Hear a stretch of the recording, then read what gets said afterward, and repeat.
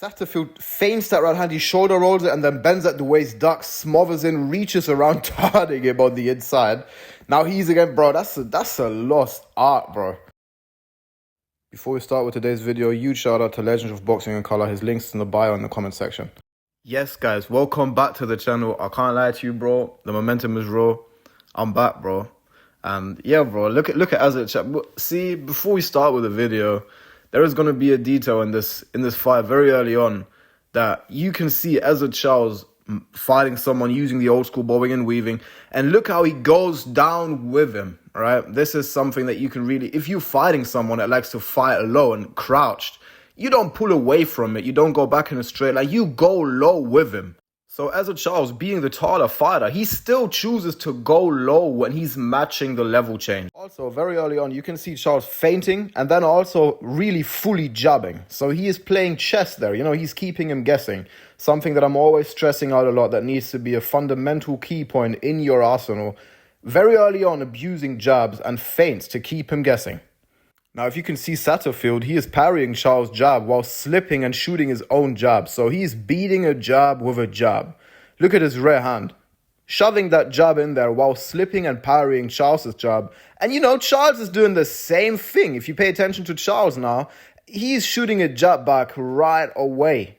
So he is taking the jab away with his own jab, both are. Here's a good example of his opponent having good defense. He's ducking at the waist and at the back under Charles' left hook. Then he's weaving himself back over his rear leg. And from there, he's in position to weave again back to the lead leg underneath Charles' overhand right. And from there, he can come back with any lead hand shot. He's coming back with a left hook to the head there. See, that's why it's bobbing and weaving. You bob and then you weave. It's ducking and weaving. Every time you duck, you're in position to weave right from there. And that's why it's all a trap, you know. Sometimes you don't weave back. Sometimes you shoot from there. That's why you're playing chess. So look at Charles. He is smothering under Satterfield's overhand right. So Satterfield slips, comes back with an overhand right. Charles smothers in. He understands that. So next time, he slips and steps back, you know. So he's changing it up. That's something that I see Satterfield doing at the start of this fight, but he refuses to keep doing it. So I believe that Satterfield starts off way sharper, and he falls off very, very quickly though. And that's a nice uppercut there by Ezzard Charles, pulling away from the overhand right. And because of the body mechanics of the overhand, you're in position to get really rocked with a counter uppercut. So that's exactly what Charles did there. There you can see Charles having good head positioning on the inside. He goes to work from there as well, shoots to the body off of it. Looking at the fight, you can see Satterfield using a lot of overhand rights. So Charles shows you a great way to take it away. Right from the get-go, he's weaving the overhand right, and with that weave, he's shooting a right hook to the body. It's all about using your jab. So Charles understands that when he throws his jab, Satterfield likes to slip it and come back with an overhand right. So Charles, he has the information he needs. He throws the jab because he wants him to counter, so you can counter the counter. You know, that's the sweet science. See, this is what I'm talking about. He's coming back with that overhand right after the slip. Charles gets that, you know. See how he weaves there after that feint? Charles knows when he feints, his opponent likes to slip the jab and come back with an overhand right. So he anticipates that overhand right, and he's really weaving himself, ducking at the waist and at the back. See, on the inside, I need you to pay attention to Charles' head. He's getting hit there, and look how the moment he gets hit, he instinctively pushes his head against Satterfield's chest and shoulder. So that's about head positioning on the inside, crucial information. Look at how Ezzard Charles holds his rear glove. When he slips to the inside, he braces for the hook. That's why I like the jab from there, you know, because when people see you slipping to the inside, they expect the hook. But in reality, you can also come back with that spear jab. That's what Roger Mayweather calls it. I like to call it, you know, the way I learned it. You know, you just shoot a jab from there. And that's a good-ass shot. Duran was brilliant at that. So if you want to learn more about the up jab, I recommend you to watch a lot of Roberto Duran and Charlie Burley. I have a study on both of them on my channel. Bro, I'm not even gonna lie, bro. Tommy put my video on his Instagram, bro. I can't believe it, bro. Oh my God, bro. Nah, man. Bro. Fuck it up, bro. I'm so fucking happy about it. Alright, let me go back to the video though, bro. See Charles. Yeah. So Charles is shoulder rolling the feint right-hander Satterfield, then ducks at the waist, bends at the waist, goes underneath the hook. From that duck, he smothers and reaches around him, turning his hips clockwise, turning Satterfield against the ropes.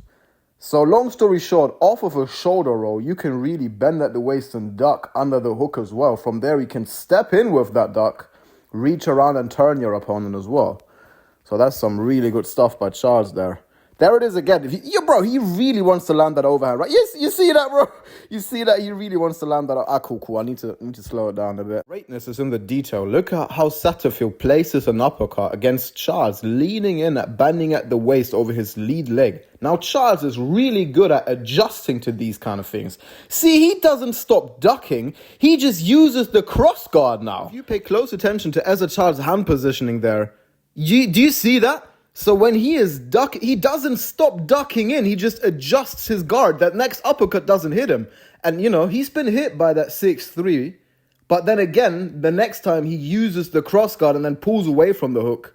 And that was a nice exchange there. Let me go over that. I'm going to look over it once, looking at Satterfield. He comes over the top of Charles' jab with his own overhand right. He's done that for like 27 times this fight.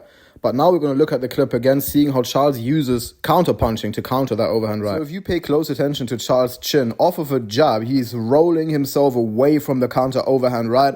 And off of that roll, he's coming back with a rear hook to the body. Even though that overhand hit him, in the temple, he's still coming back with a rear hook to the body. And then he puts him together and comes back with a big left hook to the head. And he really rocks him with that. See, Charles is a really intelligent boxer. He understands that because of the body mechanics you use when throwing the overhand right, your head is in a prime position to get countered with an uppercut. So now look at Satterfield's head. He is, for the 100th time this fight, throwing an overhand right, and look at where his head is ending up. And that's what Charles is abusing, and he lands a beautiful uppercut counter there against Satterfield's overhand right. Just to go over a little bit more about how you can roll with your opponent's right hand and come back with an uppercut, you see Charlo doing it beautifully here. He is rolling with that overhand right, and then he's coming back with an uppercut. So especially against someone that's leaning in with his right hand, or that likes to throw an overhand right and you feel like you can really time it. Once again, here is Charles doing it with distance management, slightly pulling away from that overhand right and then off of that pull coming back with a rear uppercut to the head.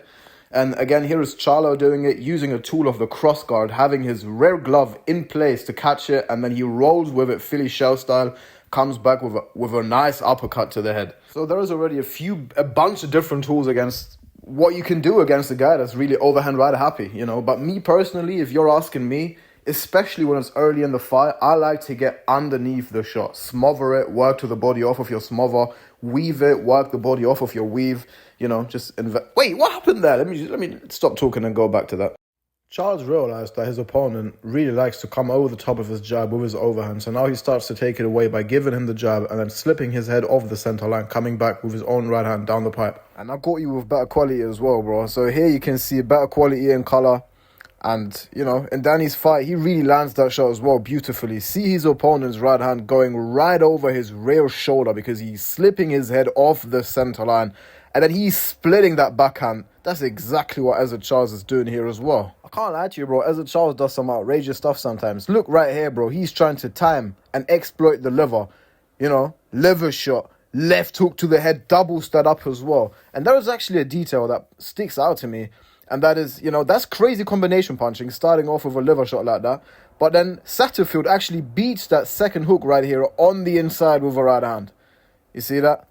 So, yeah, man, that's a crazy combination punching by Ezzard Charles, but he's getting himself clipped with a right hand twice. But I can't even lie to you, he landed a big left hook there as well, but now off to round two. I'm telling you right now, bro, Ezzard Charles has got some crazy combination punching sometimes. See him feinting a jab to the body here. People come back with an overhand or a left hook to the head. Ezzard Charles come back with a left hook to the body, and then he puts them together, shoots another nice left hook to the head off of it. Some crazy stuff, bro. Some real crazy stuff. Man, his opponent's got some real good right hand over the top of his jab, bro. He really got his timing down, bro. So I really understand why Satterfield wants to land that right hand so much, because he's real good at it, bro. I'm not even gonna lie. Charles has a bunch of tools though to take it away from him. Even though he's getting hit with it a lot, I'm gonna go over something that Charles does to avoid that overhand right, because the real big point is he doesn't stop jabbing. You know, he does not let that stop him from jabbing. He is still using his jab. In fact, he is using his shoulder and his extended lead arm to protect from the overhand. So if you pay attention to the video here, you know, he's adjusting to it. Feint jab. And that jab is, you see that, bro? He tries to come over the top of his jab, but he's using his shoulder and his extended lead arm to protect against the overhand here. So I feel like that's a big point, bro. He doesn't stop jabbing. So earlier in the video, I was talking about how off the inside slip, I like to mix up jabs and hooks, and Satterfield is doing just that. Look at him landing a beautiful inside slip up jab here. And Ezzard Charles shows you some nice head movement too. When he's getting hit, he ducks, weaves, and pulls away. That's some good stuff. That's defensive responsibility. You know, he doesn't just stay there or pull straight back. He gets low. And fucking hell, that's a nice counter jab by Ezzard Charles there. So I was just talking about how Ezzard Charles is adjusting to Satterfield shooting his right hand over the top. So here he's giving him the jabs. He can shoot something over the top. That jab is also blinding his right hand. And then he tries to land that slip right hand again. Here you can see him using the jab, giving him something to shoot over the top. He's giving it to him, and there he's trying to beat him with a slip right hand to the head. And now here in this next sequence, you can see Ezzard Charles rocking him to the chin, beating him to the punch. Both fighters tried to come back off of that right hand with a left hook, but Ezzard Charles beat him to the punch and really rocked him with that. And if you see how vicious that is, because of the body mechanics, assuming you're fighting the same stance, if you shoot a left hook, you're turning your body in a way that turns you into the counter left hook. And in case you didn't guess it, he's not getting up at all. He's knocked out by that. And Ezzard Charles wins the fight in vicious fashion. As always, my guy, keep your head up. In a bit.